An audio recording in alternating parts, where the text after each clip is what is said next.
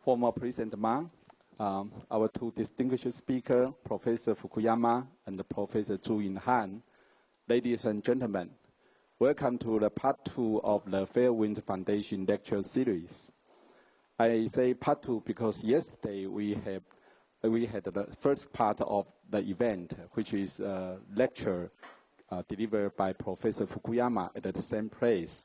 And the title of lecture is about the end of the international, the liberal international order.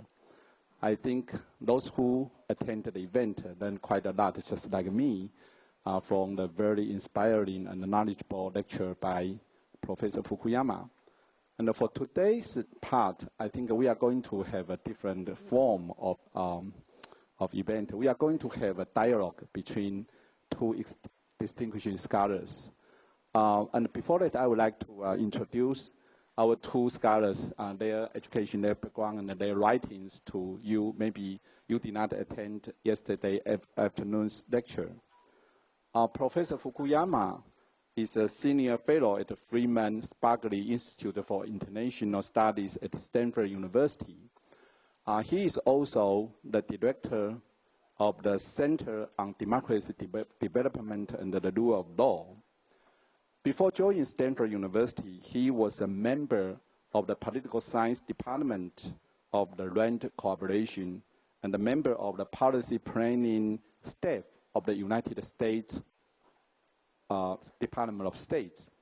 He taught at the School of Public Policy at the George Mason University from 1996 to 2000, and was a professor of international political economy at the School of Advanced International Studies, Johns Hopkins University from 2001 to 2010.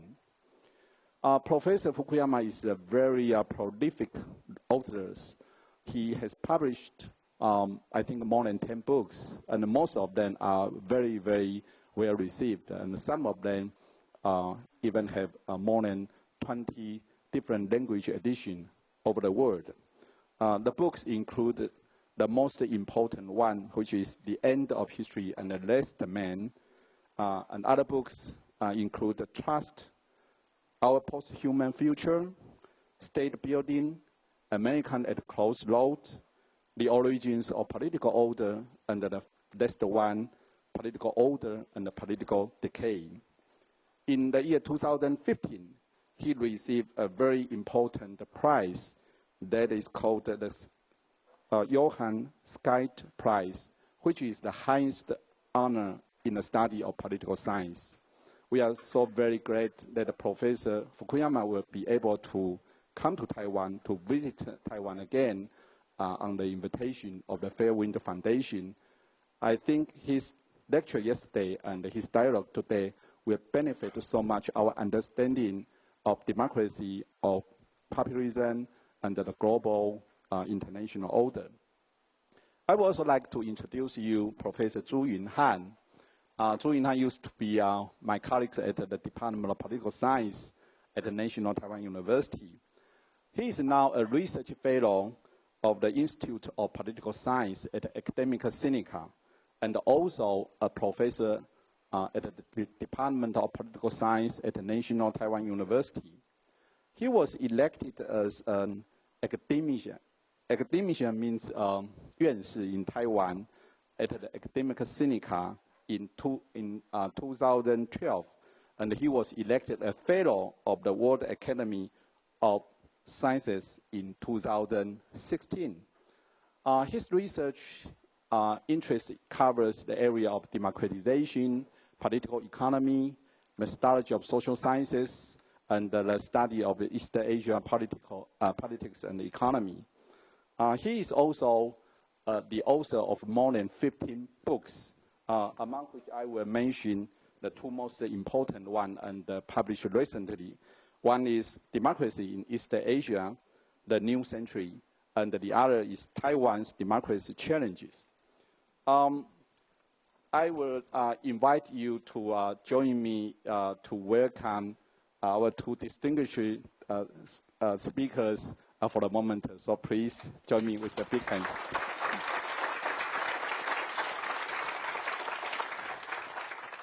And the way that we are going to have our dialogue and the discussion this afternoon will be something like this. I think I will ask our two speakers several questions, one after another. I would like them to exchange their opinions on the issues. And of course, all the issues will be related to our topic, which is the Sino-American competition and its impact. And then I think it will last for about 50 minutes. Then we will leave another 1 hour for QAs. So after they exchange their opinions on the question that I would like to ask them, we will open the floor to everyone. And you are welcome to ask questions. And I think we have enough time to do the QA because there will be 1 hour. So let's begin with the question which is most related to our topic today.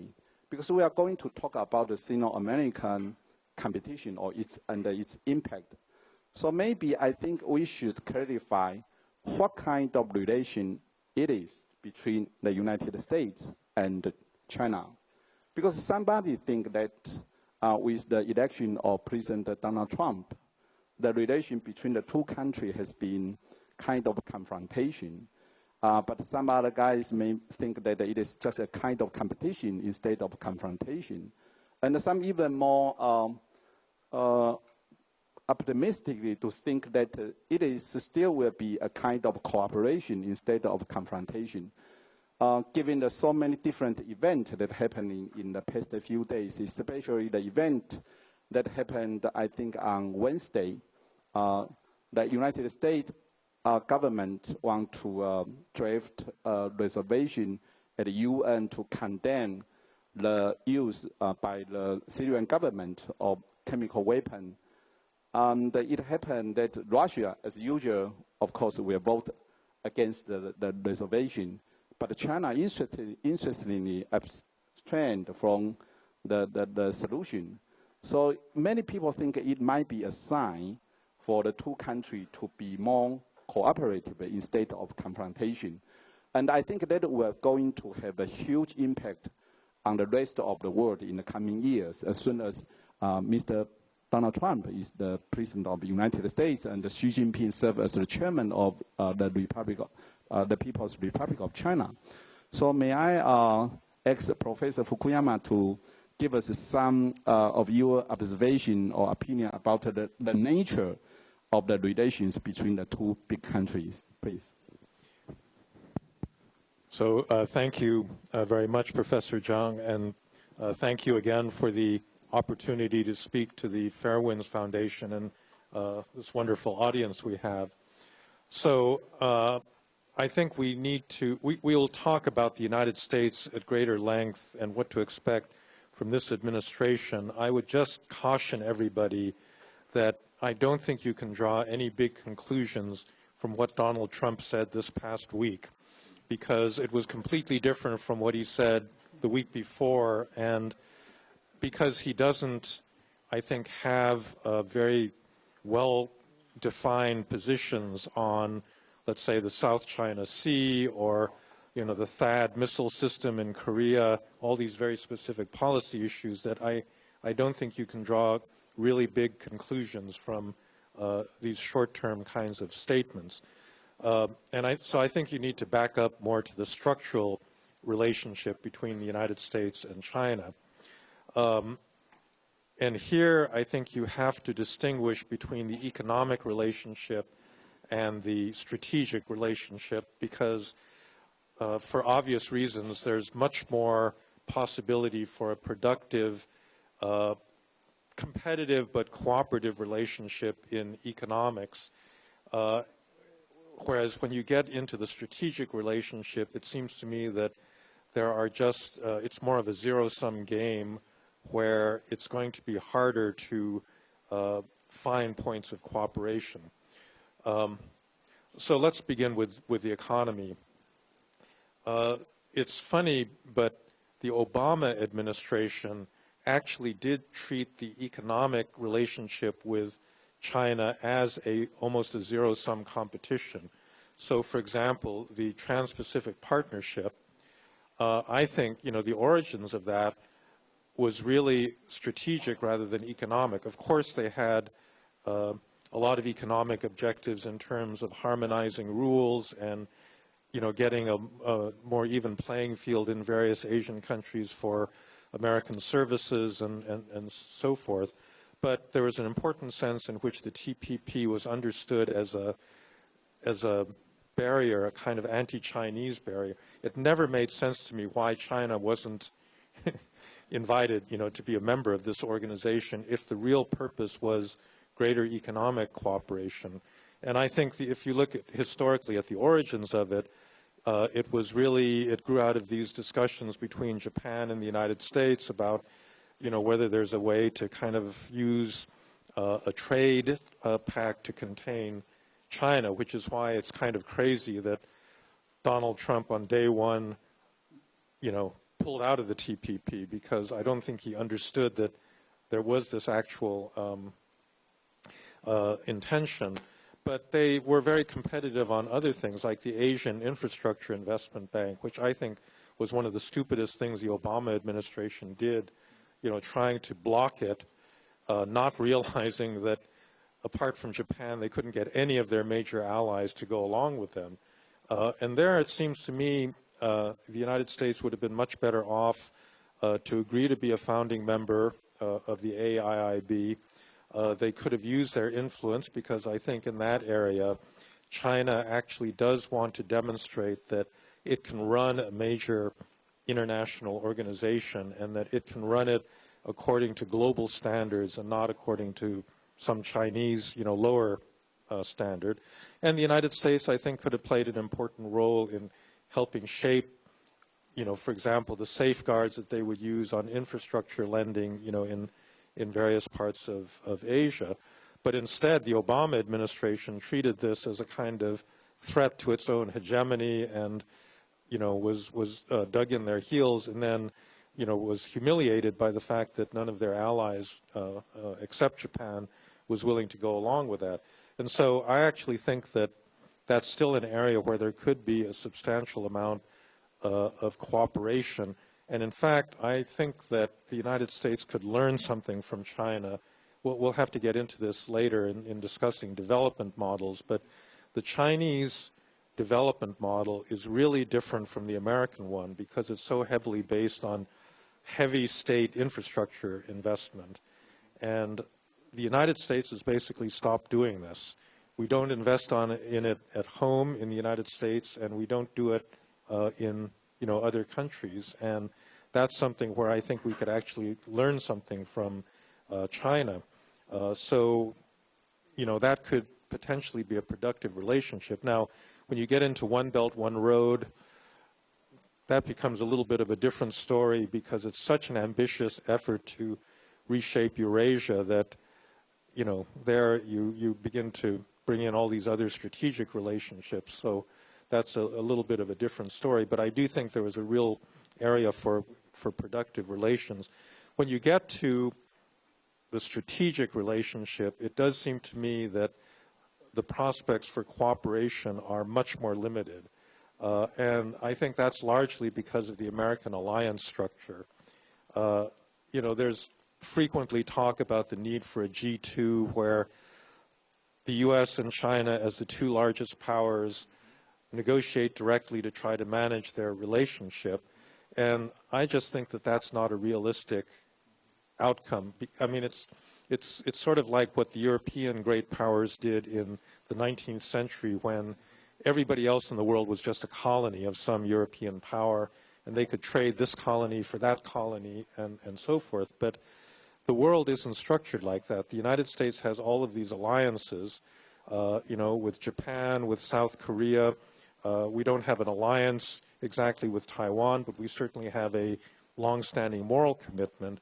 And you're not living in a world where the United States is going to go to China and say, okay, we want something, X out of you, so we'll give you Taiwan, or we'll give you, the East China Sea. It's not going to work like that. And so therefore, I think that a lot of the disputes that the United States are has already gotten into are essentially based on the interests of its allies in this region. You know, that's the primary driver of its interest in the South China Sea. It hasn't taken a clear position with regard to the Senkaku Diaoyu Islands, because legally that's a little bit, you know, murkier, but it certainly has said that it intends to support its ally Japan in that. And there, it's much harder for me to see. I mean, in fact, I actually think, I mean, I'll be interested to know what Yunahan thinks about this, but I just think that that situation is ripe for a kind of dangerous, you know, collision. Furthermore, institutionally, the U.S. Navy, you know, believes firmly in this right of freedom of navigation and its periodic need to reassert this. And this is something, obviously, that drives the Chinese crazy. And again, I can conceive of a deal, but it would be hard. I do think that there are a number of areas where you could talk usefully. So one of them is cyberspace. Both of these, both U.S. and China, have done damage to each other. I actually think the Chinese have stolen more stuff, although we don't know what, you know, what the Americans have stolen from the Chinese exactly. But that's an area where there are no rules, and where both powers actually have an interest in establishing some rules. Whether technically it is possible to do that is something I don't know, but I think that it might be an area where you could have some, you know, productive negotiations. And then, you know, I do think that there may be some issues like, you know, when you get into freedom of navigation, I mean, just having some confidence-building measures in terms of where navies sail, now that the Chinese are creating a much bigger blue water navy, this sort of thing. But I'm much more worried about this area because I really don't see the, you know, the grounds for a whole lot of cooperation. Before turning to Professor Zhu, I would like to add up just one minor question. What do you think the United Government will look at the Chinese government? Will the United States receive China as an equal to so kind of co-managing the international order, or will it receive China as a so-called strategic partner or in some other way to cooperate? Well, honestly, if you look at our behavior up till now, I think it's going to be really difficult for the United States to accept China as a co-equal partner. I think mentally, most Americans are just not, they're just not ready for it. And you can see that in the way that we treated them with regard to the AIIB. You know, that was an area where they actually have much more capital available than we do, where they can, you know, guide that institution, you know, quite effectively. And it was as if we're saying, how dare you, you know, try to create your own international institution. And by the way, that was an area where it was really Washington's fault, because the reason the Chinese created that bank was that the U.S. Senate was not willing to vote for the IMF modernization that would have given China, you know, greater powers in the IMF board. So, given that that was done by a Democratic administration, which in theory should be much more cooperative and willing to see China as an equal power, I think that suggests that psychologically Americans are still going to have a lot of trouble. Okay, thank you so much for your elaboration on that point. Now, I would like to have the same question for Yunhan. What is your idea or opinion on the same question? Well, first of all, I want to say my thank you to the invitation from the Fairwind Foundation and my old colleague, Yi Hua. And certainly, you know, it's a privilege, you know, to share this podium with Frank, also my longtime colleague and collaborator.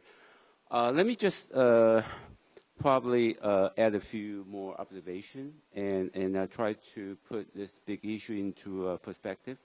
Obviously, I agree with Frank that in the geopolitical and also strategic domain, the prospect for cooperation would be quite limited.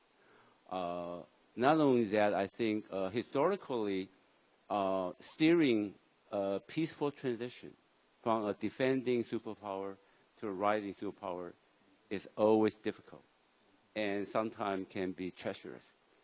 And actually some realists, scholar following the realist teaching issued a warning that now the international system is entering the most dangerous moment with the prospect, that China might overtake the United States.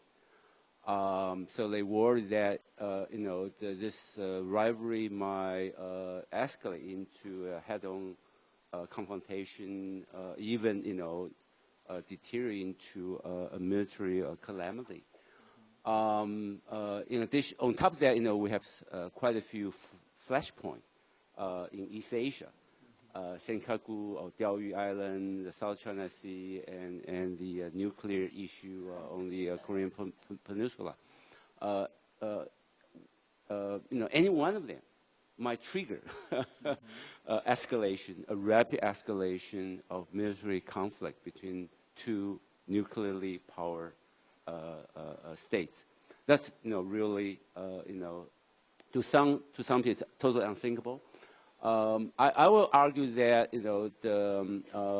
that there are some precedent that a peaceful transition might be possible.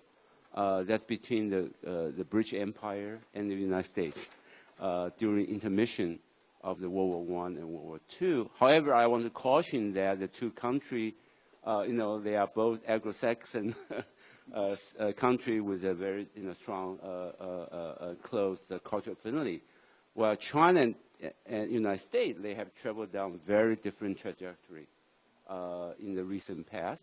They have a different sense of history, and also they are governed by different kind of political systems that are founded on very different principles and norms. But having said that, I would say what make the realist pessimist prediction I think will turn out to be wrong is that after all the sanity will prevail. We live in an age of nuclear deterrence, so I think both sides will be very cautious to avoid a total breakdown, much less the escalation into a military conflict. So that's why. Obama had repeatedly denied the request from the Navy, U.S. Navy, and the Pentagon, to send a battleship into the disputed water in South China Sea. They only granted that, request, I think twice only, during the Obama administration. But so far, Donald Trump has also refused that request repeatedly. Secondly, I think I'm sure there are some backdoor channel, try to make sure that there's no miscalculation and miscommunication. Although, by appearance, neither side, can afford showing, being, taking too much concession or being weak. But on the other hand, I think both sides have a strong incentive not allow the situation to run out of control. Now, move on to the economic arena. I do think that at this point, the two economy has been so much enmeshed with each other, with layers of trade, investment, financial tie, and connected with the global supply chain. But also, I think most importantly, a very dense network, transnational elite network between the two societies. Probably not as close as British society and United States, but nevertheless, I would say the transnational elite network, will be a very important factor.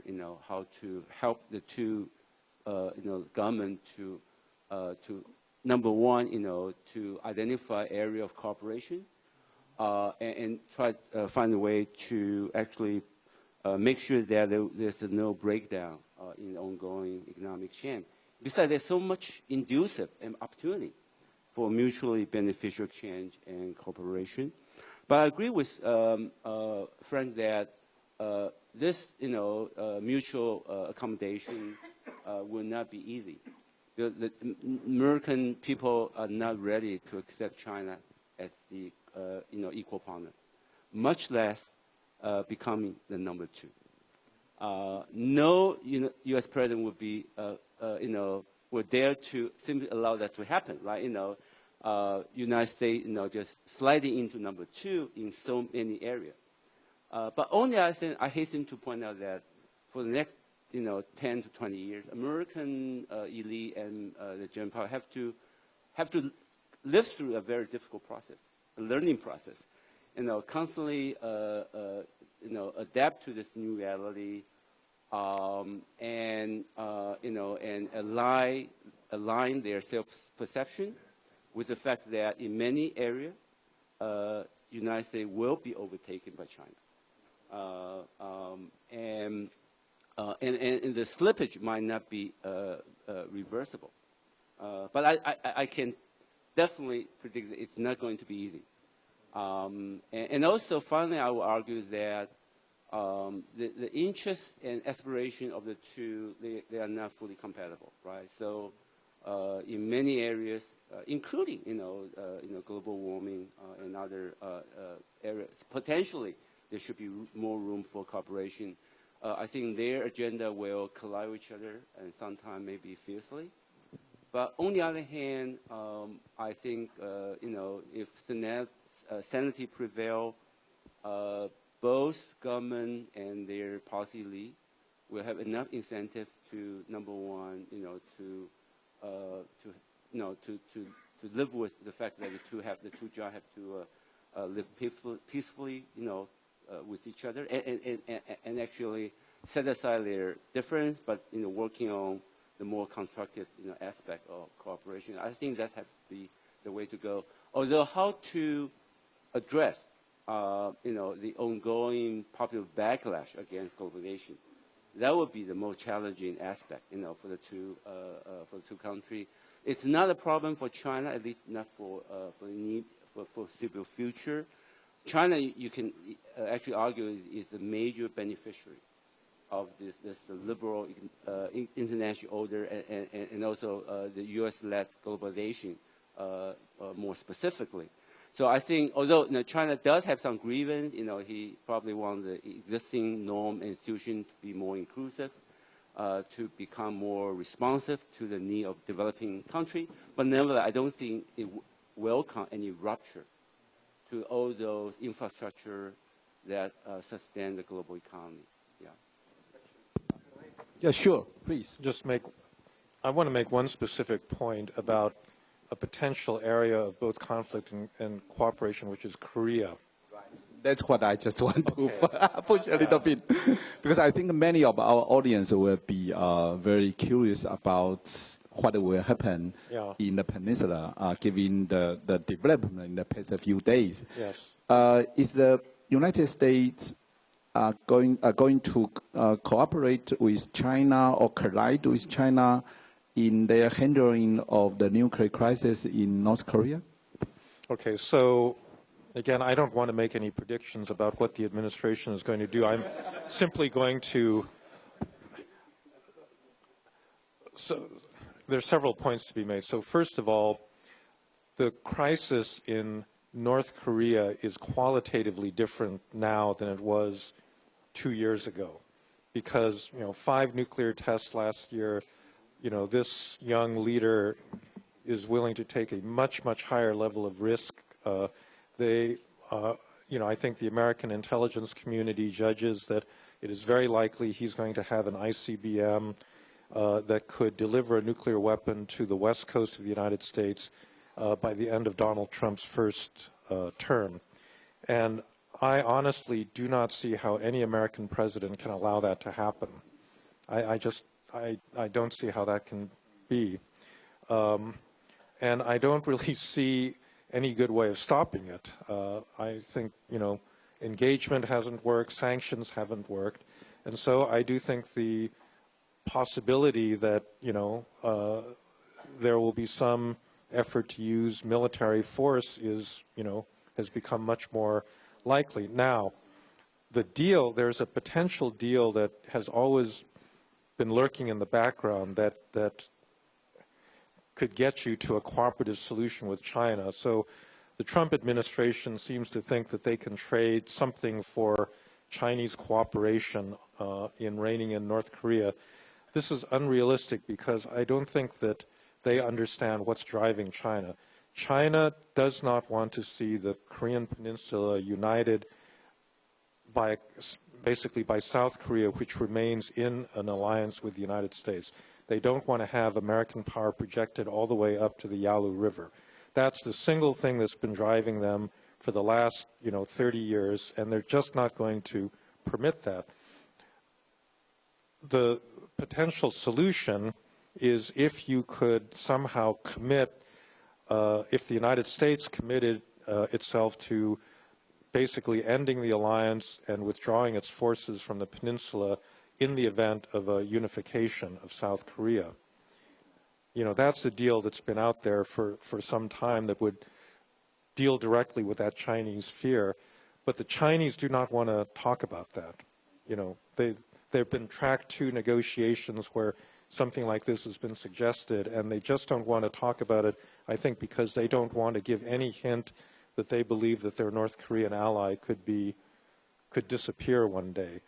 So one interesting question is whether this deal maker, Donald Trump, if he understands that this is a potential bargain, out there, whether he'll try to offer them something like this. I mean, that's something no American policymaker has been willing to risk doing. But, I think you may be forced to try something like that just because I think the situation is getting very, very dangerous.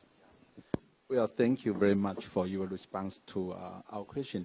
I think I will follow up by a very related question to that one. That is, what do you think the direction of the United States foreign policy will be in the coming years? Because in your lecture yesterday, you mentioned that we used to have a liberal international order, which is based on many cooperation and the free trade arrangement among different nations. And the United States has always been the leading country to maintain the order. But with the election of Donald Trump, it seems that the United States may change its foreign policy, in a general way. Do you think that the state is going to kind of withdrawing back from their formal position on global affairs? But if that is the case, then how the state can keep his word to his allies, how to build up the legitimacy and their confidence in whatever situation that is going to happen in the rest of the world? Well, I think that what Trump is discovering is that it's really hard to withdraw from that global order for all of the reasons that Yunhan was mentioning.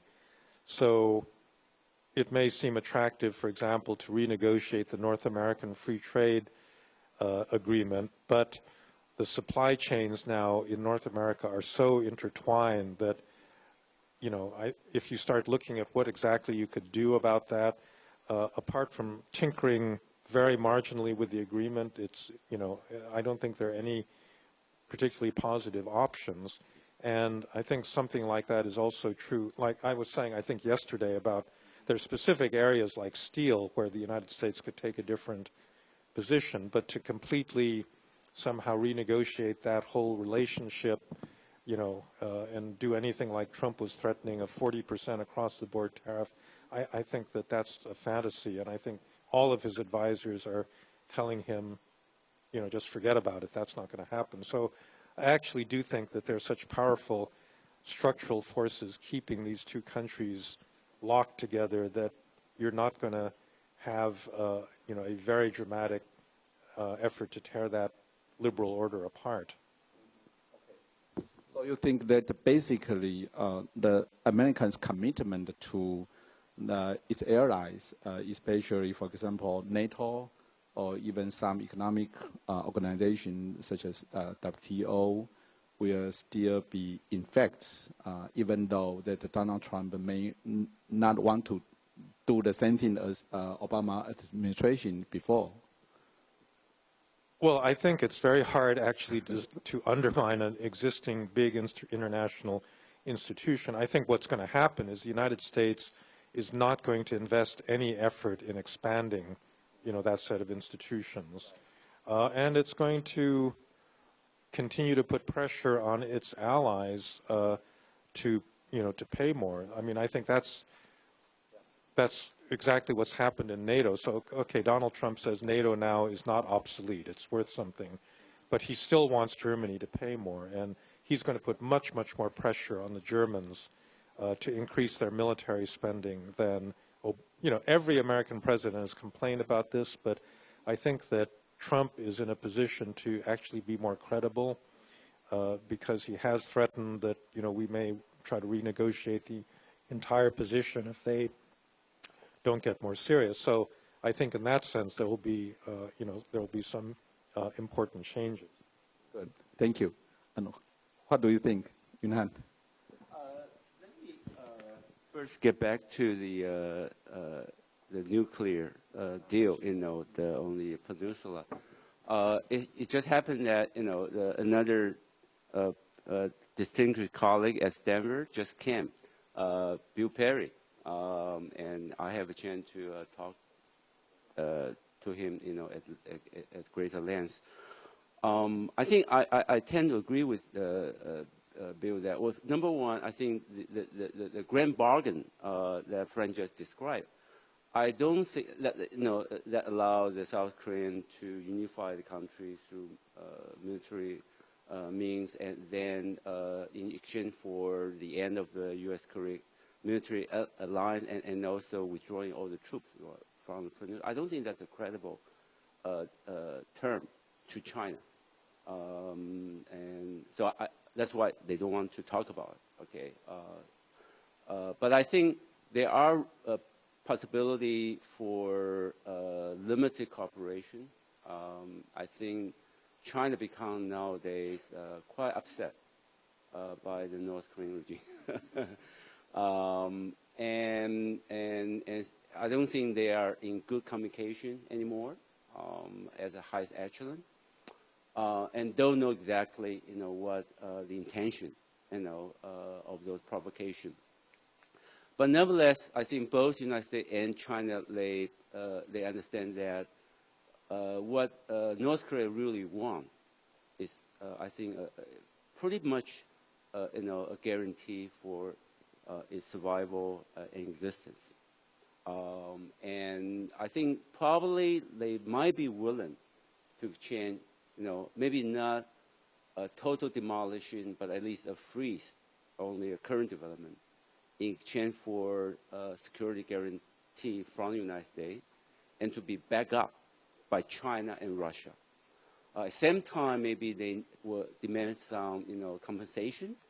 And I think China, probably Japan, would be willing to pay the bill in the form of, foreign aid, a loan, things like that, and then steady, lifting of the old sanctions. But at the same time, in exchange for international credible inspection, on-site inspection. I think that kind of deal, I think, probably is something, worth the two governments working on. Actually, I think the United States have come very close to that kind of grand bargain a long time ago, during Clinton administration. I think, twice. Even, in the final years of Clinton administration, Bill Perry, he was appointed as the coordinator of this special task force, right? During his multiple trips to Pyongyang and tried to form a bipartisan consensus on the Capitol Hill over those terms. But then, the Clinton administration, came to an end, and Bush, was inaugurated and adopted a very different approach. and then put forward this more kind of unilateral, diplomacy, the rocks day, regime change. So that actually, that totally derail, what the Bill Perry and others have tried to accomplish. Yeah. Well, we just talked about the nature of Americans' foreign policy. Now, maybe we should also look at what China will be in the near future. I think Professor Fukuyama is quite well known for his analysis in the last two books, which emphasize the importance not only of political accountability, but also rule of law and the state capability. And in some segment of your writings, you emphasize that China or the China model is not going to be sustainable if it does not take seriously the other two elements of the legitimate of the order of a good society or good state. What do you think that China will behave in international arena, given the characteristic of its constitution? So I think there are a lot of constraints on China that will prevent it from stepping easily into the kind of role that the United States played since 1945, where it's a hegemonic power but is willing to provide a lot of global public goods in order to, sustain that position. And part of it, the reluctance stems from its historical experience, and part, I think, stems from the internal issues of regime legitimacy. So the historical part is that, China for a very long time understood itself to be a victim of the international system, that it was an anti-imperialist power in an imperialist world where, both the United States, but then also the Soviet Union were ganging up on it and so forth. And I think for many people in the party, it's very hard to abandon that, that view and to say, no, we're actually very secure and we have to take responsibility for, order and so forth. The part that has to do with legitimacy is that I think it's a very easy avenue for the regime whenever it feels weak in terms of domestic discontent to use nationalism as a way of legitimating itself. And this is, I guess, what really scares me about China, because this is something, the regime manipulates the nationalism from the top, but there's so much grassroots nationalism that in a way they don't have to.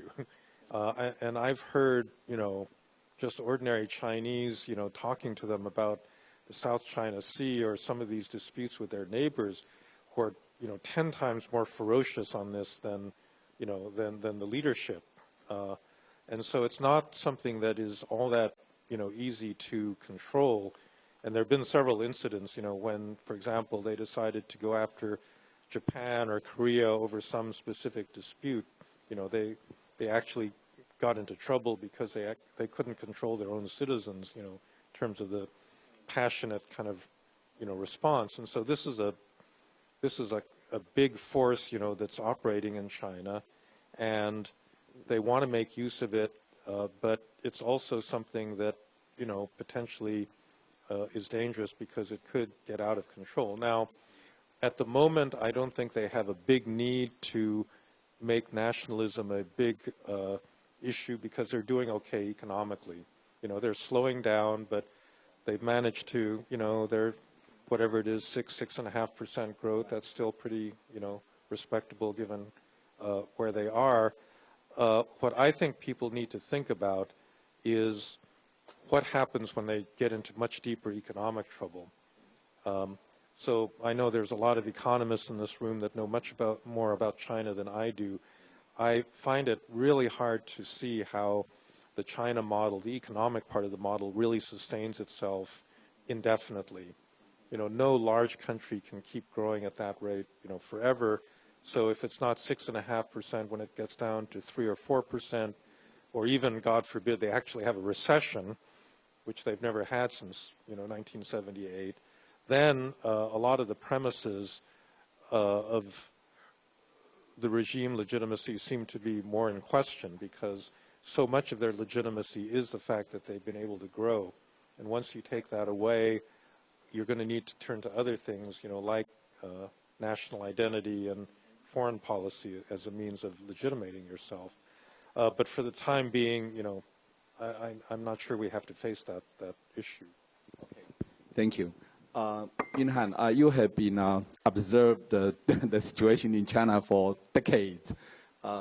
What is your assessment of China's potential policy toward the rest of the world, and what the internal development would be economically and politically? Okay, maybe I will spend a little bit more time. Sure. Please. Big topic. Well, first of all, I think actually the rise of China is so rapid, so fast. It's actually beyond their own imagination. They are totally unprepared, psychologically, intellectually, and politically, to play the role of a global leader. So that's my first point. Okay, and I think also for their own ideological and also I would say practical reason, they don't want to be the succeeding hegemony. So they are not about to step in, in whatever vacuum or void left behind by a retreating U.S.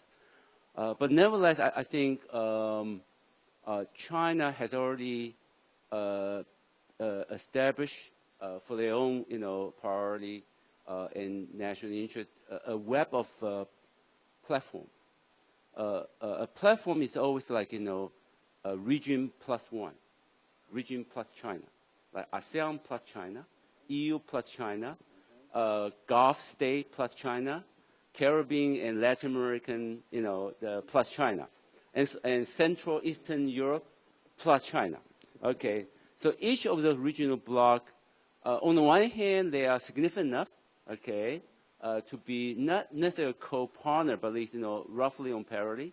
And then China wants to use this platform for policy of coordination and develop and deepen the framework of cooperation. I think that would be the more favorable approach. And China will always be at the center, the Middle Kingdom. So that's your historical reference. And also I think China, within its own capability, cautiously, but nevertheless, they especially under Xi Jinping, they make a lot of new, advancement, into supplying some infrastructure, and also even you may argue public good that used to be the realm that monopolized by the United States or the West. Well, just give you a few examples. I think Frank already mentioned the Asian Infrastructure Investment Bank. That's the first multilateral financial institution since the Bretton Woods, which is not led by the United States. This is really a historical development, but also the BRIC Development Bank in a more limited, the scope. Things like a Union Pay. That's another payment system, settlement system that can, well, on the one hand, you can say it's supplement Visa and Master, but it can also replace, potentially Visa and Master. So when Russia was, cut off from the Visa Master, payment system, they have to sign up to this Union Pay, to lessen the financial sanction. The impact of financial sanction, and also, they already established another, system to supplement SWIFT. SWIFT is a system among all the international banks for transmitting money, through cable, through internet, the communication. So, these are something I think actually. They don't play a very important role. They are not a major, the entity, but with that potential, cautiously, they might, grow into something more significant. And if you look around, in every important area for infrastructure, they are doing some parallel, construction. WeChat, the YouTube versus YouTube, right? So in the internet, the world. So I think this is something we have to reckon with. Then talking about what kind of daunting challenge facing China for the future decade, or one or two. Obviously, we know what these challenges are, right? Whether this investment-led growth model, can be sustained, indefinitely. Whether the accumulation of public sector debt, especially at the local level, has already reaching, a tipping point. And then ecological, crisis in terms of air pollution, water supply, and so on and so forth. And also the steady erosion of the regional legitimacy. Since the younger generation, they have much higher aspiration for articulation and voice and participation. But I would actually argue that this is not the best place, or at least would not be the first place that we should look for answer. I think the competition between United States and China, actually will be shaped, more decisively in the following two domains. And if you allow me, I will elaborate just a little bit. Okay. I think the most critical parameter is which system will adapt itself to the revolutionary impact and enormous potential brought about the acceleration of technological innovation. From green technology, Internet of Everything, new material, biomedical technology, artificial intelligence, and so on and so forth. How to harness their tremendous beneficial effect for the economy, for the society, while minimizing their threat to social sustainability. I think that will be the really, context for the 21st century. And which system can better utilize the new technology to achieve more inclusive growth, more effective governance, and sustainable development, and proactive response to changing needs and demand for government regulation and delivery of a public service. So this is going to be a competition over social, economic, and political innovation. Rather than, simply to sustain, what we identify as a current configuration, of both systems. And actually, I think some observers in the United States, people like Tom Friedman, he really worried that, there's a possibility China will adapt itself faster to the calling of green technology, smart city, Internet of Everything, shared economy, so on and so forth. So that's, where we should, pay a lot of attention to. The second domain is more like international front. I think which country is more capable of forging consensus among emerging economy plus developed economy over agenda and action plan for reforming the current system of global governance. And over the next decade or so, emerging economy will bound to have a greater say, over how the world economy should be regulated, and what kind of rule institution, should be adapted to this new reality. And, currently China contributes about 30% of the global GDP growth annually, and the developing world together contribute about 60%. Okay, so that's why, the existing arrangement norm have to be adjusted, and to reflect this new reality. If you believe in PricewaterhouseCoopers projection, although it is a very bold projection, okay, by 2050, okay, the 8 biggest economy on this planet, okay, only 2 of them are current members of the G7, United States and Japan. Okay, Germany will become the 9th largest economy, 33 years from now, and UK will become the 10th. what are the remaining 6 members of the new G8? China, India, Brazil, Russia, Mexico, and Indonesia. Okay, so that's why I say, this will be another, the arena, the competition that really matter. Yeah. Well, that is really a very long-term prospect analysis. Well, okay. Because of the time, I would like to bring our discussion to my final question. And both of you can answer it in a very succinct way.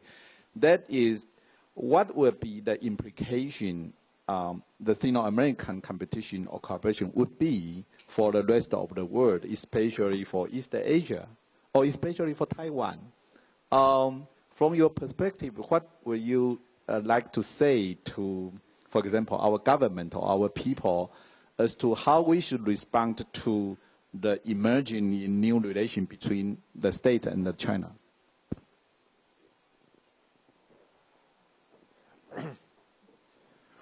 So I think there are really a lot of dangers in this emerging competition. And I think you've already seen this playing out with ASEAN and the states of Southeast Asia, where you could have had a kind of common front, because I think all of the small states in Southeast Asia have a common interest in basically avoiding, having China encroach on their interest. All the territorial issues, the Philippines and Vietnam and so forth. And up till now, China has been extremely skillful at picking them off one by one. They insist that they're not going to talk to anybody multilaterally about territorial issues. They're only going to talk bilaterally, and every effort to try to get ASEAN to have a common position has been undermined because the Chinese can get Cambodia or some other country to basically break ranks. And then the biggest thing they've done, in the last year is the Philippines. So get this new president that, essentially switched sides. And so that doesn't speak well for a kind of front of, relatively free countries that want to resist Chinese power. And it's not good, I think, for Taiwan. Also, Taiwan obviously has a very complicated position on all of the territorial issues because, you're actually on China's side in a lot of the legal kinds of issues. But in power terms, I think that it's a little bit troubling, that there hasn't been more kind of solidarity, among all the countries that are potentially threatened by the rise of Chinese power. So that's one thing I would say. The other thing we have not talked about, I know we need to conclude this, but is One Belt, One Road. This is a really big, and actually, I would think, Yunhan, that the success of that is going to have a big effect on the success of the overall China model, because it seems to me One Belt, One Road is very different from their earlier efforts to build ties with Africa or Latin America, where you're basically just trying to get commodities out in order to feed your own industrial system at home. So with One Belt, One Road, they really want to transform Eurasia. They actually want to move a lot of their heavy manufacturing out of China and into Central Asia and have that actually become the center of the global economy. And if they can do that, that's a huge, transformation away from this America-centered economic system that's existed up till now.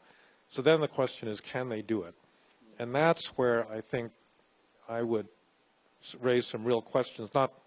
I'm not hoping that they fail, but I just think that objectively they've got some real challenges because their model of infrastructure-led, investment-led growth worked in China because they can control most of the political variables. When they get to Central Asia, to Pakistan, to the Middle East, they can't control any of those. And the success of this is going to depend on governance, whether these countries are stable enough, cooperative enough. And then you've got these other factors like Russia. I mean, One Belt, One Road just runs straight through this traditional Russian sphere of influence. And right now they're getting along, Russia and China are getting along, but I do not see the Russians really wanting to cooperate in this, this larger project. So I'll leave it there. There's a lot of big political uncertainties about whether they can pull this off. Thank you. Thank you for mentioning One Belt, One Road policy of mainland China. I think that is really a very dramatic strategic reposition for the country. And of course, that will have some bearings on the related countries, including Taiwan, I think. Although we here do not talk a lot about the One Belt, One Road policy. But coming back to my original question, what do you think that Taiwan should respond to the Sino-American relations in the future? Well, what I'm going to say may not be viewed as politically correct in the current climate, but I will do my best. Well, first of all, let me talk about the East Asia in general, and then we'll come back to Taiwan specifically. I think the last thing most countries in the region, the last thing they want to see is head-on competition, or I should say competition fine, but confrontation between the United States and China. Then they would be forced to take sides. I think they would be very reluctant to do that. I think when they look at the U.S.-China competition, there are three parameters. They have to take into account. The number one is that the role of the United States and the role of China, unfortunately, they are not mutually replaceable. China as a locomotive of economic growth, as increasingly very important sources of infrastructure financing, foreign direct investment, tourist money, and so on and so forth. Okay. But at the same time, the United States performed the role as the ultimate guarantor of security, regional security. A role will not be, replaced, by China. Definitely not in the foreseeable future. So they welcome a strong presence of the United States in the region and stay engaged. That's parameter number one. The second parameter is not necessarily in U.S. favor. That China is widely perceived as, have the potential of become more resourceful and more influential than the United States in the region. Okay, and this is not just a widely shared perception among the policy elite, but also among the general public. Based on the survey that I have conducted, in the Asian Barometer survey, we have collected data on this question over the last 10 years. And last parameter also, will make every country very, cool-headed and be very realistic. China will always be their neighbor, while the United States does have the option of pack and go.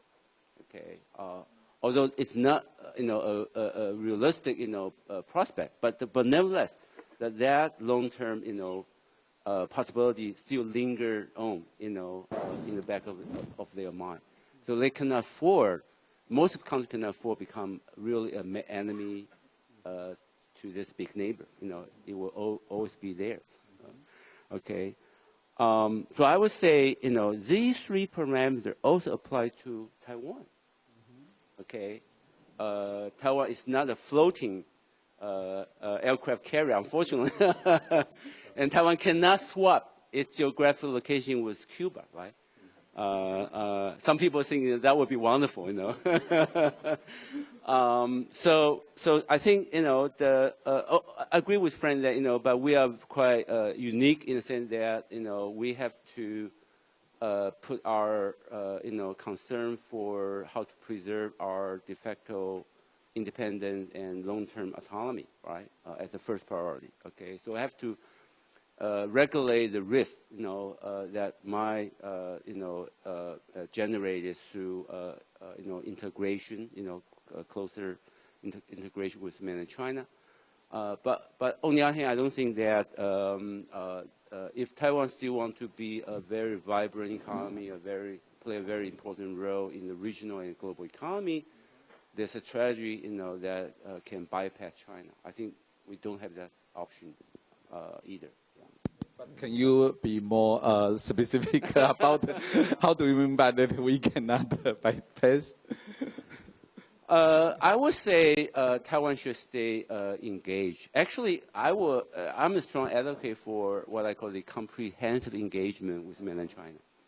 Okay, only through this engagement you can lower the tension and lower the hostility. I really worry about the coming clash between the rising tide of transnationalism and the rising tide of Taiwanese nationalism.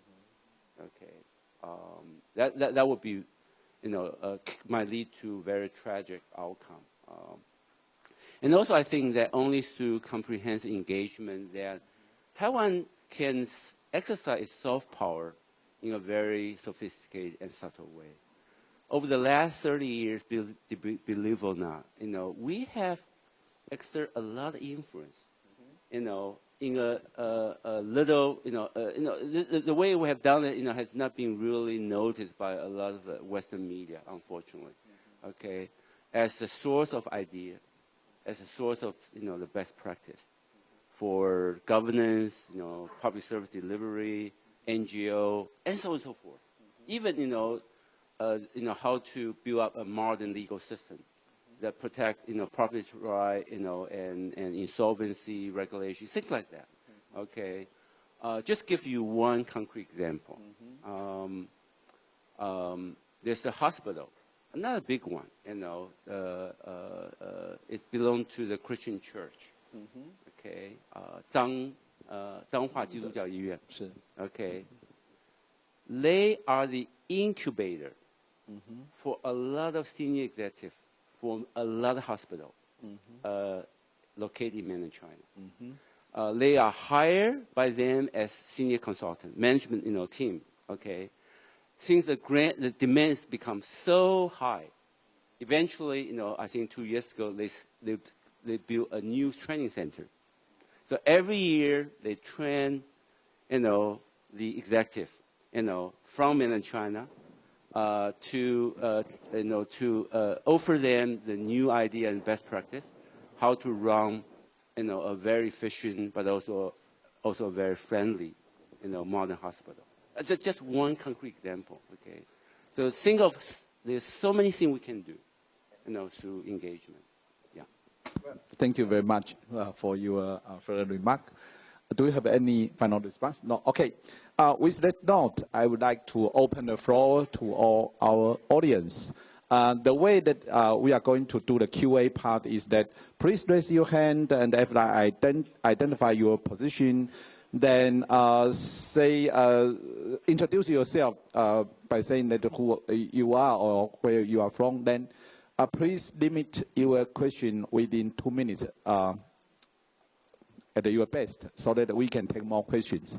Now the floor is open, and who would like to ask the first question? Either in Chinese or English will be fine. The young lady over there. Thank you. You are the first. Hi, Professor Fukuyama. My name is Yahui. I'm from National Zhenji University. And I have a question. What would be the new mode of the competition between the U.S. and China? Because in the past, from TPP, RCEP, alliances, and One Belt, One Road, we can see that it seems the competition between them actually exists. However, after the inauguration of Donald Trump, his actions seem much more unpredictable.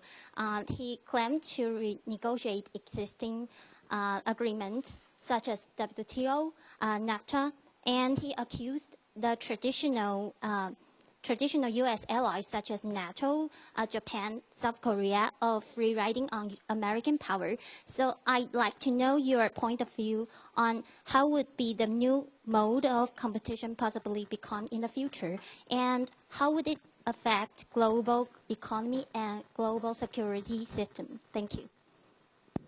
I think that's a question for you, please. Well, I guess what I was trying to argue is that there are these very powerful structural characteristics to the international political system that will tend to force Trump, to behave in a fairly predictable way. He's discovering that we have a lot, the United States has allies, and he can't simply jettison them very easily for a whole variety of reasons, among others, very deep economic ties, very strong political ties. If he may not like, Japan or Germany, but there are plenty of people in Congress, in his own party that, want to stay committed, and so forth. And so I think that for all of those reasons, it's going to be quite hard to really shift American policy to something, terribly different. And he certainly staffed his administration with people who are really not, they're very much traditionalists in terms of, the underpinnings of American foreign policy.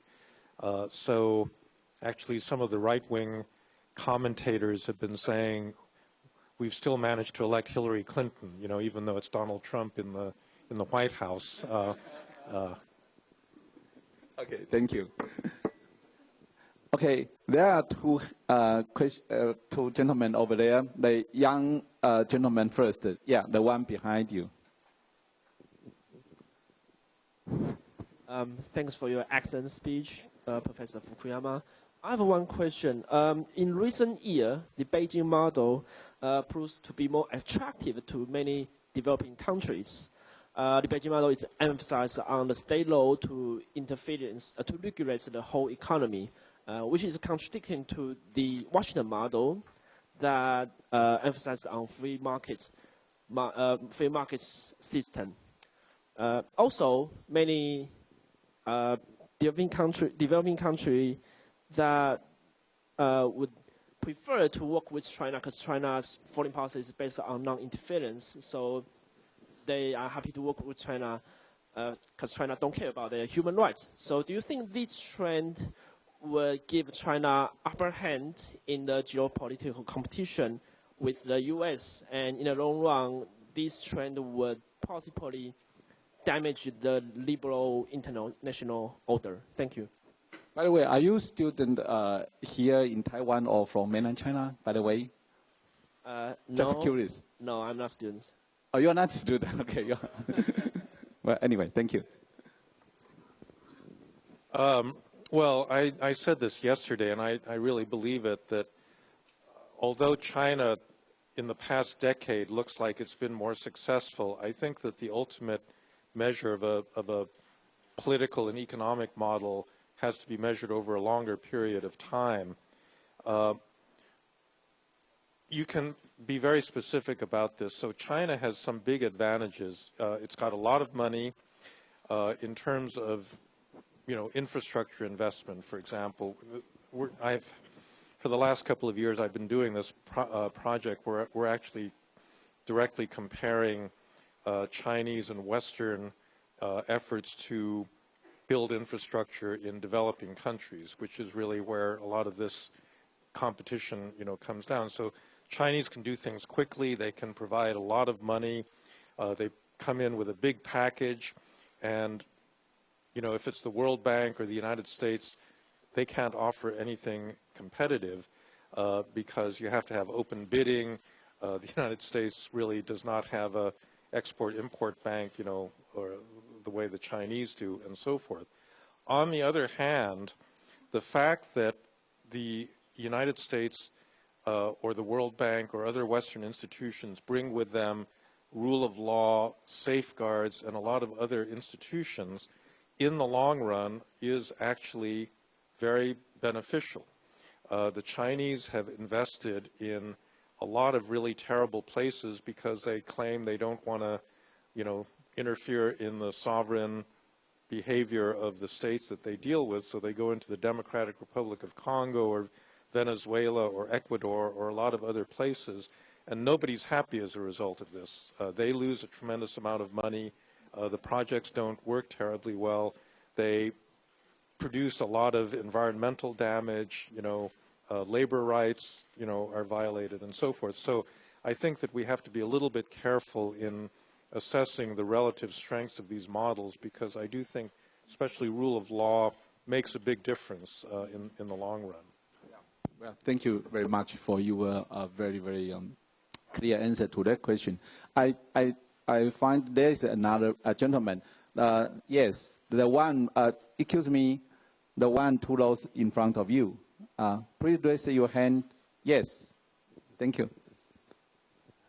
Professor Fukuyama, a few years ago there was a very popular book called When China Rules the World.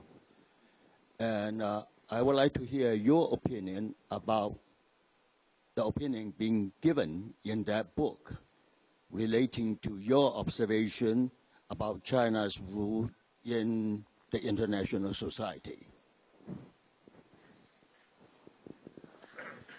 Well, I'm not familiar with the argument of that book, so it's a little bit hard for me to comment on it. I do, one observation is that I don't think the China model is really exportable anywhere, whereas the American model has been exported, I think, quite successfully, including, in this country. I think the China model depends on a lot of things that are very specific to Chinese culture, and therefore I still find it hard to see that this somehow becomes a kind of universal pattern for, political development. There are many low-quality authoritarian regimes that would like to pretend that they're adopting the China model, but they're really not. Maybe allow me to define my question then. In the Western society, especially led by Americans, in the last few years, they want to preach their belief almost like a missionary, try to convince people, to convert people. Whereas in that book, which is written by a British gentleman, and I think he taught in UK, United States, Hong Kong, and Japan, and he said China do not try to export their opinion. So they try to use influence in a very different way.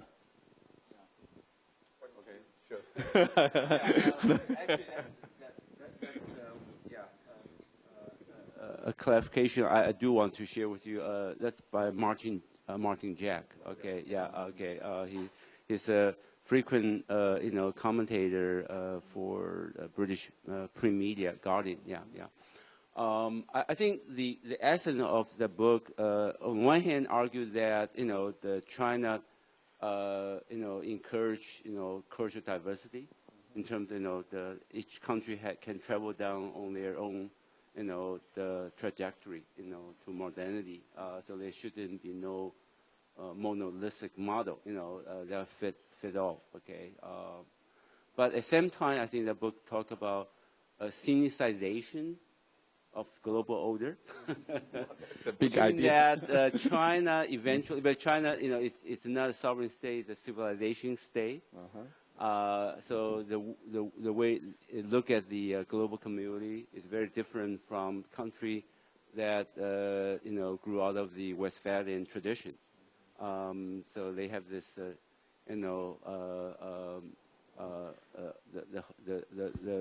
war on the heaven. Okay, the 天下.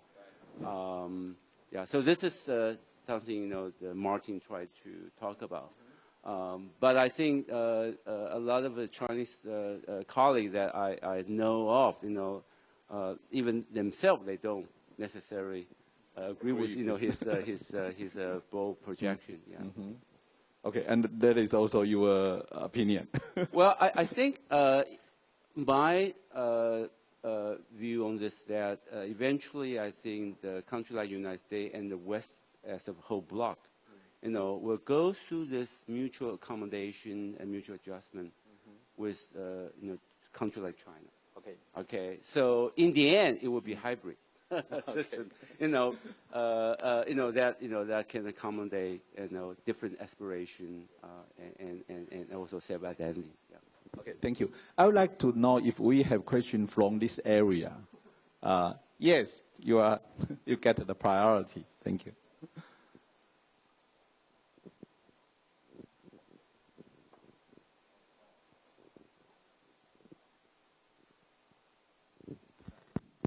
Yeah, this is John Chen. I teach in the university. Professor Yunhai just mentioned something. You say something, it is true, however, it is not politically correct. So I think this, I fully agree with you. You have to engage China in the geopolitical game plan, particularly in this region. Unfortunately, our young generation has spoken. There's a lot of young generation are sitting right here. They have decided not to have active engagement, so that's why everything stopped.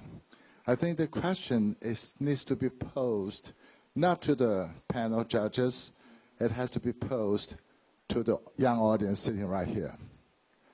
Do you prefer prosperity or do you prefer freedom? You have to make a choice. And it's very difficult. You cannot have both. So what do you want? I think that is the question I posed to all the people sitting here. People have spoken. Are you going to speak differently now? That is the question. I don't know how you're going to handle this. But I don't think that question is for our two speakers. As you say, it is for the other audience. Okay, thank you very much for your comment. Is there any other question? Okay, the young gentleman in break, please. Professor Fukuyama, I'm a mainland Chinese student from Donghai University, and I major in political science. And I know your name because I have read your excellent book, Origins of Political Order, which is recommended by my teacher.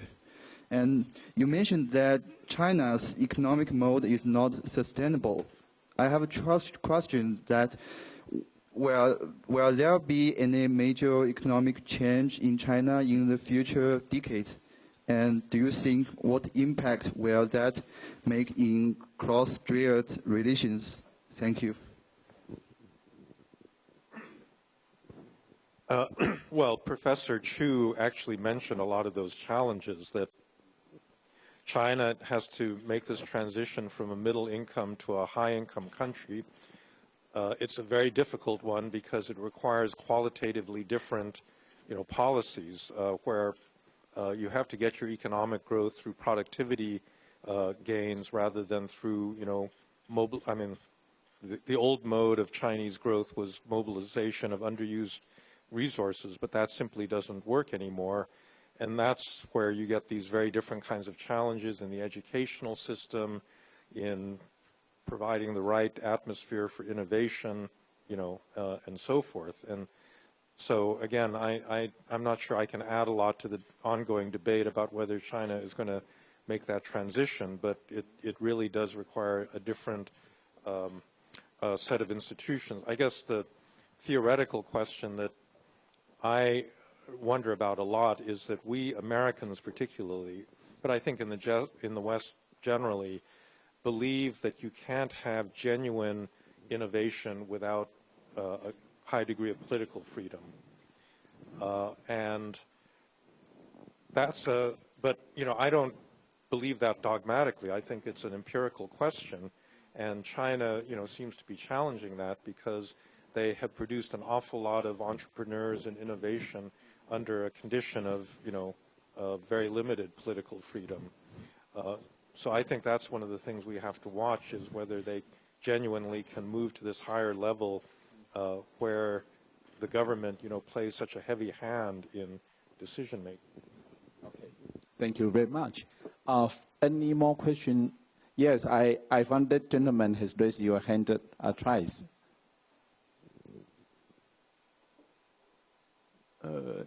我是中国时报的记者。那我想请问一下 因为川普总统算是美国过去几任总统以来算最不重视人权的一位总统。那当他对上中国的时候，以往的美国总统都可以用人权当这个武器去攻击中国。那未来您觉得川普总统有没有机会再重新拿起人权这件事情去跟中国交锋 ？Okay. Got it. That's a pretty easy question. However, I would question the premise that you're speaking from. I think that a lot of candidates criticize China for human rights. Almost no president has actually made human rights, a really major issue in the relationship, with China. They've never conditioned economic cooperation or strategy or geopolitical, issues on China's human rights behavior. So it's something that I think is intended more for domestic American audiences rather than a serious element. And the actual relationship of one president after another has been much more pragmatic. Donald Trump has never said a word about human rights his whole life. And it seems to me that it would be very surprising if all of a sudden he had a conversion where he made this, an important issue in a relationship with a country as big as and important as China. Well, thank you very much for your simple answer. Okay. Yeah, the one in black jacket. Thanks. Two questions. First one is I want to invite the panel to address a little bit about the role of Russia in forecasting future China-American relations. Yeah. And second question is on the chessboard between China and in United States. We can see the major four hotspot for confrontation might be North Korea, South China Sea, Taiwan, and trade, perhaps monetary power. I wonder if is it possible to list a rank of priorities from both sides and the baseline in each category from both sides. Thanks. Do you want to ask the two panelists to both? Okay.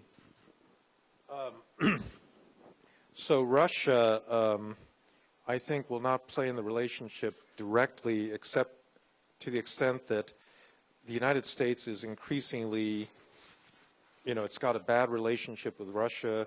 We now can see that Trump, for all of his efforts to shift that to a more positive relationship, has not, succeeded in doing that. And I think what that does between Russia and the Middle East, that's about 95% of American attention in foreign policy, and the remaining 5 to 10% is Asia. And so that benefits China because the United States is just not going to pay nearly as much attention to China as to these other parts of the world. So in that respect, I think, it's good. I do think that you really have to pay attention, though, to the future of China, direct Chinese-Russian relations, because, like I said, I think as China moves forward on One Belt, One Road, it's going to embroil China with Russia in ways that are going to increase, tensions between those two countries. Just as you say. Okay. Yunhan?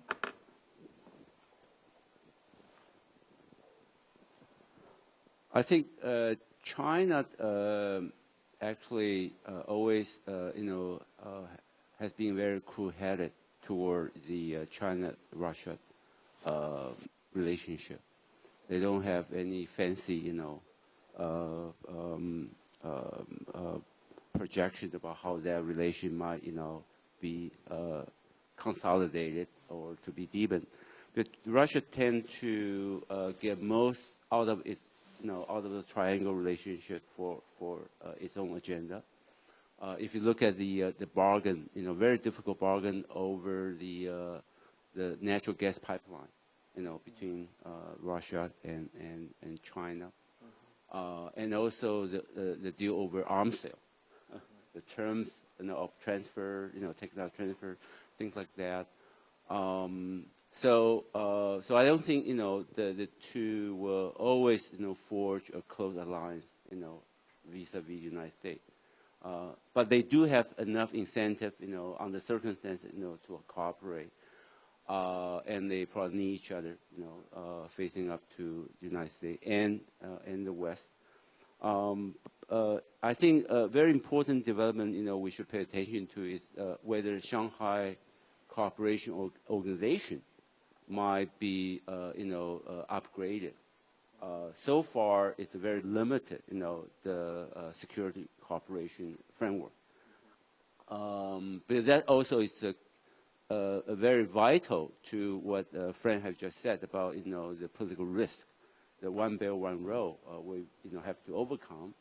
And if the Shanghai Cooperation Organization cannot be really enlarged, that involving both India and Pakistan and others, but also to be deepened, and in terms of agenda, and mechanism for cooperation, then there won't be a very secure foundation for One Belt, One Road. So this is where I will, call your attention to. Now, back to the U.S.-China relations under Donald Trump. First of all, I think we have to, I want to make this very clear that whether Donald Trump is just an aberration or his victory stands for a turning point that might change the course of history, I think remains to be seen. And we will probably know more about this as soon as the next midterm election. And for the U.S.-China relation, I think the next 100 days would be quite critical. I think Xi Jinping and Donald Trump, apparently they like each other, at least by appearance. So they have a good start. But same time, I think China have promised this 100-day action plan, right? So they have to deliver some tangible outcome to the satisfaction of not just Trump but also his constituency and even U.S. Congress. So my guess that China will send quite some number of trade mission, investment delegation to those rusty belt states, where would be the battleground for the future midterm and general election down the road. Yeah. I think I would like to add a little bit on that gentleman's question, because what he wants to know, I think, is what the role of Russia will play in the Sino-American relations, or to put it in a simple way, will Russia be tilted toward China or toward America if there is any kind of competition between the two countries? Will Russia be more likely to be an ally of China or an ally of the United States? Oh, yeah, I think they're much more likely in the short run to be an ally of China, just because both of them, don't like American interference in their own affairs and in their own region and so forth, and so they cooperate in the Security Council and so forth. But I do just want to say that they're yeah, it's One Belt, One Road. Well, yeah, so it all comes down. I mean, a lot of the competition is kind of hidden, but it's, for example, in railway gauges, right? You can see this in Mongolia because the Russians use this 1,500 20-millimeter, wide gauge rail, and the Chinese use a different one, and they want to build this railway through Central Asia. That's all the Russian, road, and you got to make a decision, So I do think that you already see a lot of tensions. Potential tension at But just for your information, actually, the Chinese company had just designed a new locomotive with adjustable rail. Okay, thank you for the information. Okay, any more questions? Well, we have a lot of. That gentleman, yes, near you. Thank you. Good morning, ladies and gentlemen. I'm a freshman from NCCU, National Chengchi University. And actually, I have two questions. The one is for Professor Fukuyama. The other is for Professor Zhu Yinghan. The first one is, Actually, in the beginning of this meeting, Professor Fukuyama mentioned that the future of U.S. and China relationship going to be confrontation, competition, or cooperation. But after the meeting of Xi Jinping and Trump, and some scholars analyze that the future of relationship between the two countries might be China is going to play the dominant one, and especially when the China commands and America follows. And what is your observation after this meeting? And what's your opinion about for Taiwan to gain its position or its legitimacy in the future of this newly developed mode in the two countries? And the second question is for Professor Zhu Yinghan. Actually, I have reading your book, 高斯在云. And actually, in this book, you've mentioned China mode and American mode. And do you have any reconsideration after the Transi meeting or your conversation after your conversation with Fukuyama? Thank you. Okay, let's begin with Professor Fukuyama. Well, you know, I don't think that you can draw too many conclusions from one summit meeting. You know, I think that the Chinese are very clever. They know that they've got this volatile new American president that said a lot of, you know, ferocious things about them.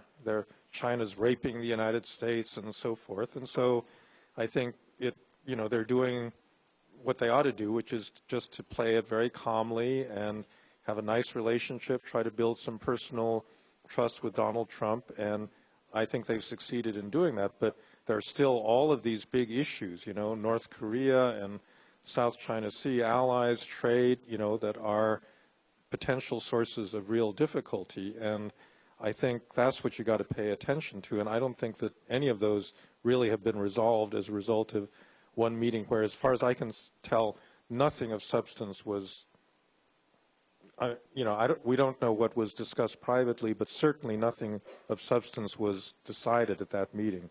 So I just wouldn't draw too many, you know, big conclusions from that.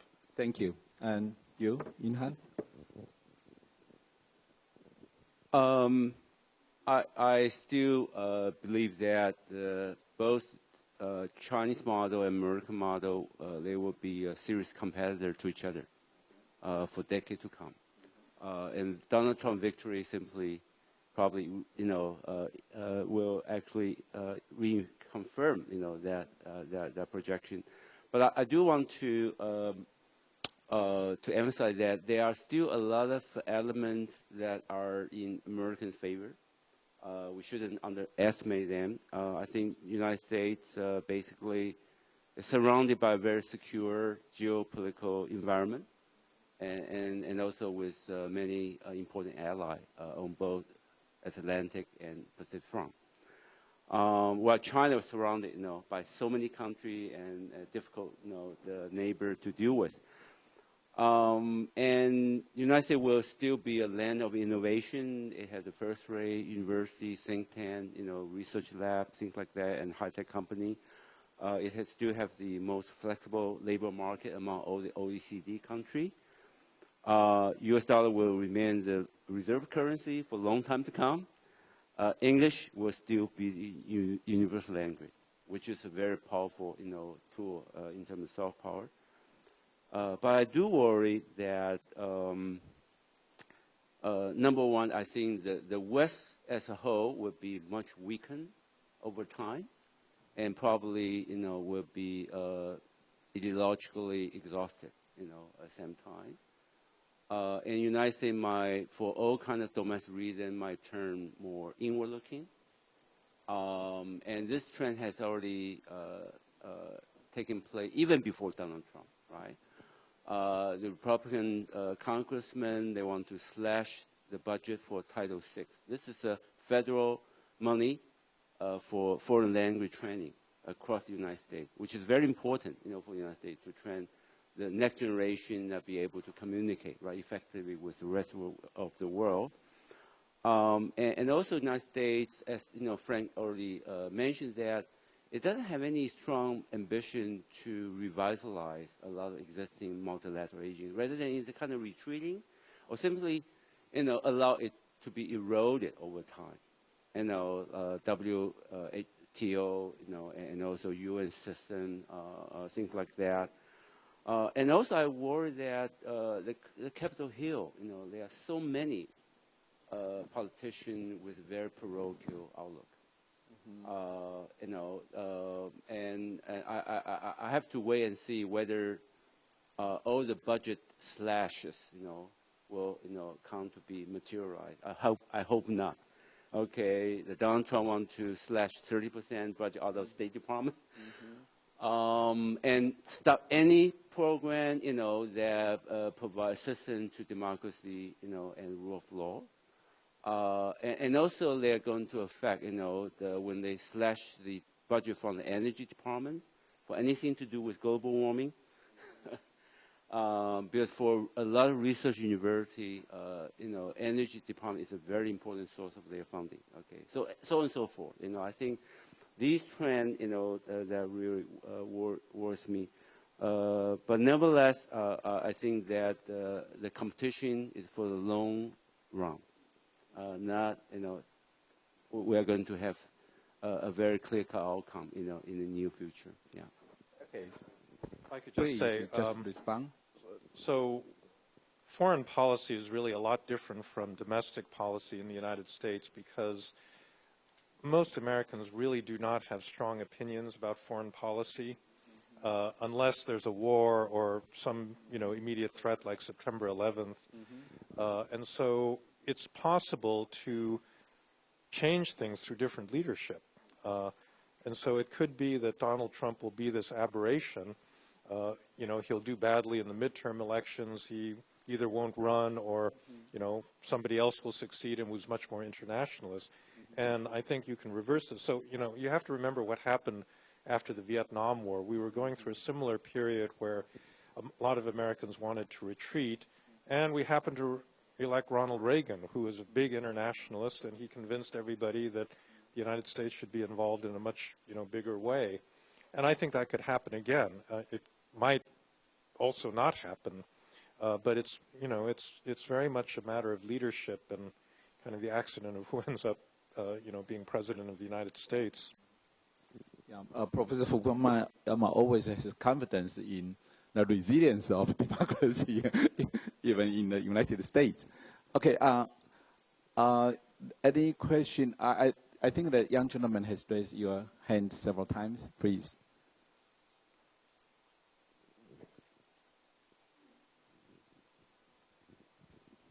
Professor Fukuyama, I graduated from National Zhenji University. I have a question about the democratic peace theory. I wonder if democratic peace theory can be applicable to the Sino-American relations. Since Americans have anticipated China to become a democratization, so America have been concerned about human rights issue in China. However, China don't like America concern and regard it as the American intervene in China internal politics. And according to the democratic peace theory, the two democracies have less possibility to have conflicts. So I wonder if China become more democratized, can it prevent China from having conflicts with Japan or Philippines, or even prevent China from reunifying Taiwan? Or China's nationalism will still play an important role in having conflict even China become democratization? Thank you. Okay, thank you for your question. Well, unfortunately, I don't think, first of all, I don't think the democratic peace theory really holds up, in a lot of cases. India and Pakistan at points where they were both democratic, did not get along. But the thing in this part of the world that really makes you think that the theory is just wrong is you look at Korea and Japan, right, who are both pretty good democracies, and they're really at each other's throats. They're not going to go to war, exactly. But I don't think that just the fact that you're both democracies really means that you're going to get along necessarily. Okay. I think we have time for maybe 2 more questions. Yeah, the gentleman here, I saw you. Microphone, please. Yeah. My name is Albert King. I'm an investor. I have a question for Professor Fukuyama. I read that a few years ago you were set to have a conversation with Wang Qishan, and I was impressed by your discussion and your clarification on the rule of law and the concept of rule of law with him. I guess that conversation did take place, and I'm curious on what your takeaway from that conversation, particularly on the future possible reform in both the Communist Party in China and in their state.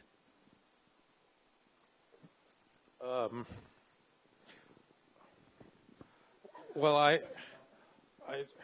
wouldn't characterize it really as a conversation. It was more like I listened to a lecture.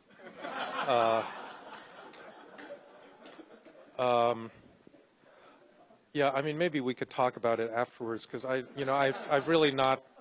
not discussed this publicly, and so if it's okay with you, Okay, then how about jump to the second part of the question, the future of the Communist Party or the state?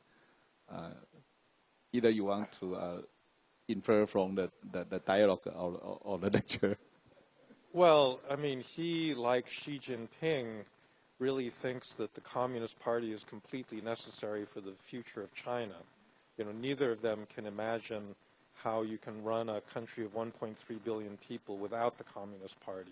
And therefore, all of their effort, I think, is devoted to keeping the Communist Party in power. I think it's as simple as that. Yeah, that's the conclusion that Fukuyama to draw from the dialogue or listen. Excuse me, I remember there is someone who want to ask you over there. You still there? Are you still there? No? Okay, then final questions. The lady over there, thank you.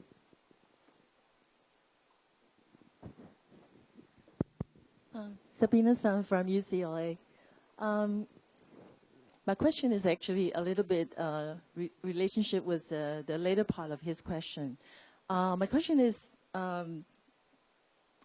what do you think that if the democracy happened in China, whether it is the China mode of democracy or the U.S. mode of democracy, and how would you evaluate that impact on the East Asian order?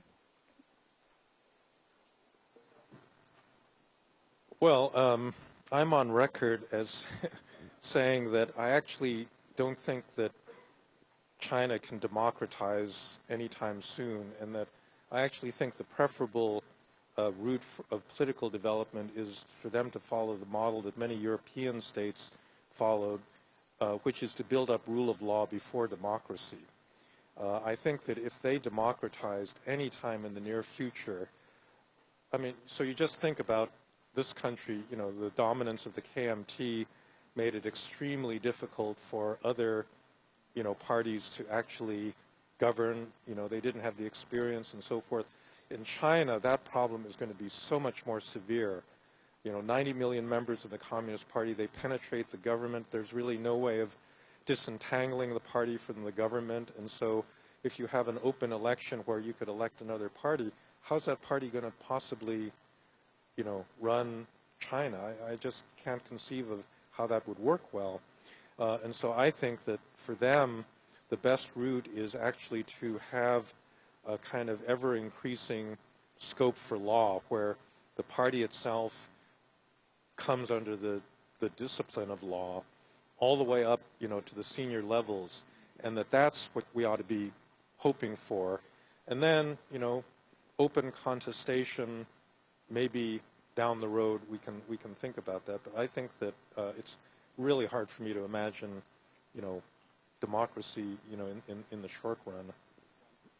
Yunhan, do you want to have some final words to the question? Yes, I do. I want to actually